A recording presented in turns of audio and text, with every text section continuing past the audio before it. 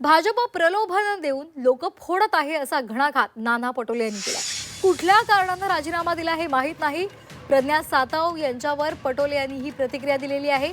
पैशाचं पदाचं प्रलोभन देऊन लोक फोडली जात आहेत असं म्हणत नाना पटोले यांनी भाजपवर टीकास्त्र डागलंय।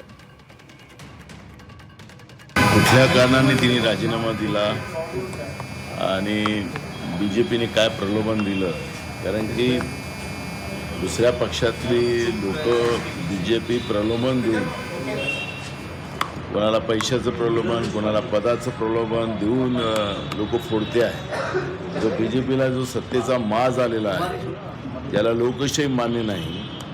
असा या बीजेपीच्या काय प्रलोभन त्यांना मिळालं हे वेळ सांगेल, पण झालेली घटना हे चुकीची आहे।